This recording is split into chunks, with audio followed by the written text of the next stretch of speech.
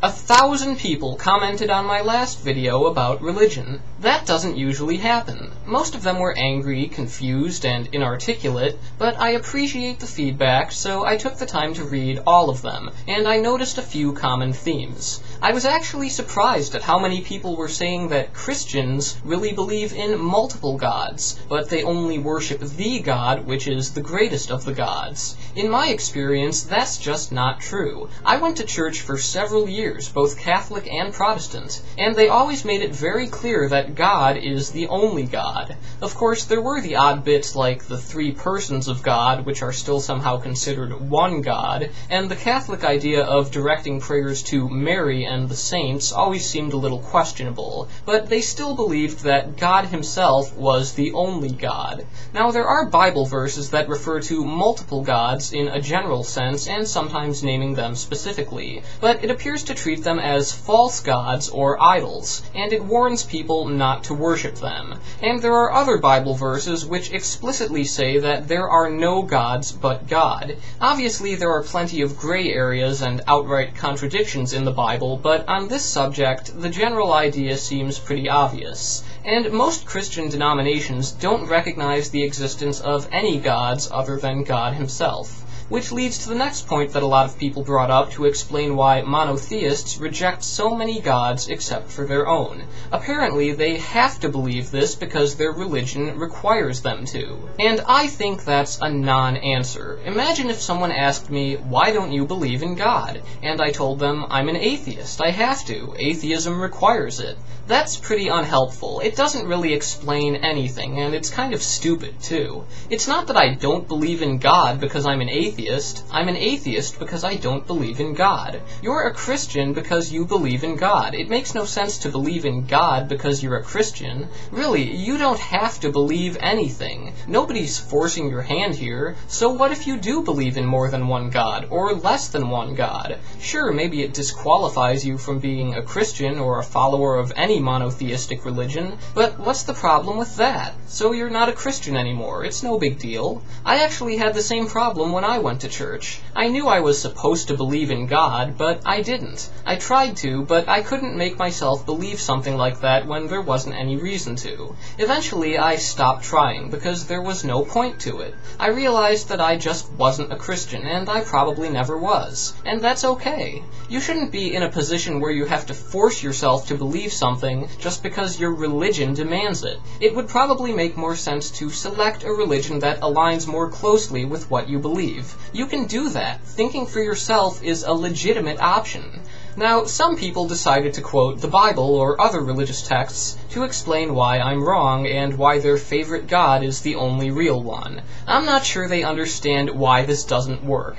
Imagine if someone told you the story of the three little pigs. The first two pigs build weak houses, and the third pig builds a more solid house. Then a wolf comes along, and he destroys the first two houses by blowing on them, and he eats the pigs. But he can't knock over the third house by blowing on it, so he tries to get in through the chimney, and he falls into a boiling pot and dies. The end.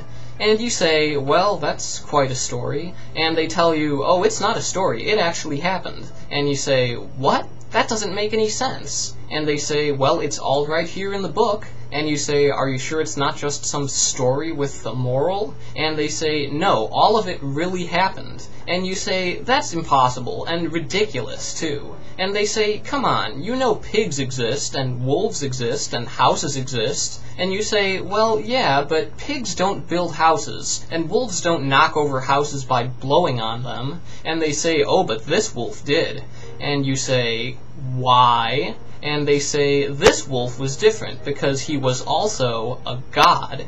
And you just kind of stare at them for a moment and you say, okay, if that wolf was a god, why did he die a horrible, excruciating death? And they say, well, the wolf was also his own son, and he actually sent himself to die. That was the plan all along. And you say, what? Why would he do that? And they say he had to because those pigs ate from the wolf's tree of knowledge and learned how to build houses. It was their own fault, really. And you say, that is crazy, and I'm starting to think you're crazy too. And they say, hey, it's all right here in the book. And you say, it's just a book. That doesn't make it true. And they say, that wolf died for you. And if you don't believe it, he's gonna come and blow your house down.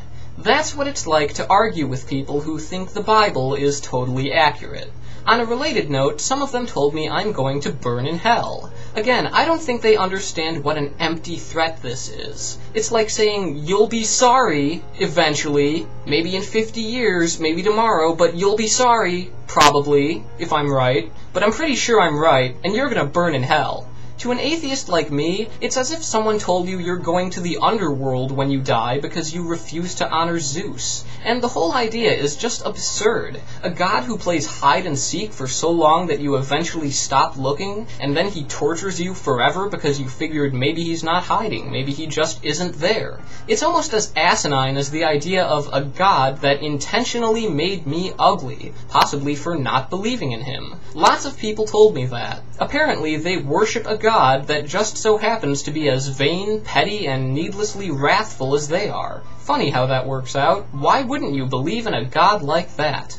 Now, some people said atheism itself is actually a religion. If that's the case, then they must know a lot more about atheism than I do. Do we have any holy books? Any dogma that can never be questioned? Are there ministers of atheism? How do we pray, and who or what do we pray to? Is anyone issuing atheist fatwas? Do we have any dietary restrictions? Is there an official moral code of atheism? Can you be excommunicated from atheism? Are there any atheist sacraments? Are there different denominations of atheism? Obviously, I just don't know anything about atheism. So if you can clue me in on this, please do. And there were even more people whose only objection to what I said was, shut up, you're not supposed to say that. Apparently, the first rule of atheism is you do not talk about atheism. This very attentive person pointed out that you just want to spread your atheist views.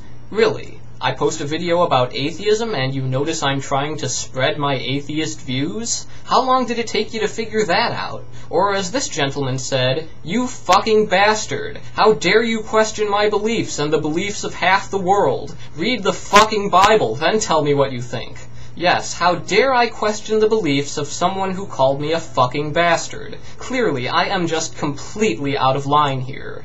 Oddly enough, other people accused me of somehow making atheists look bad, which is very interesting because I'm not every atheist. I am one atheist. And this atheist is not interested in catering to people who make a habit of extrapolating from a sample size of 1.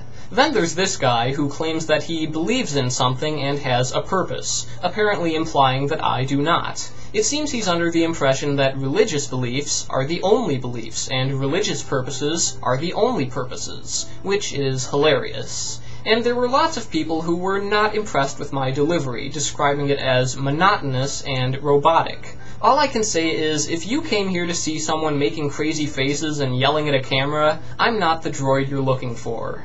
Finally, at least half of the comments were from people who wanted to know what gender I am, because they couldn't tell. Honestly, I appreciate your curiosity, but unless you want some of this, you don't really need to be concerned about that. You know I'm not. Anyway, thank you for your comments. I read all of them, and I'm glad to hear what you think of all this.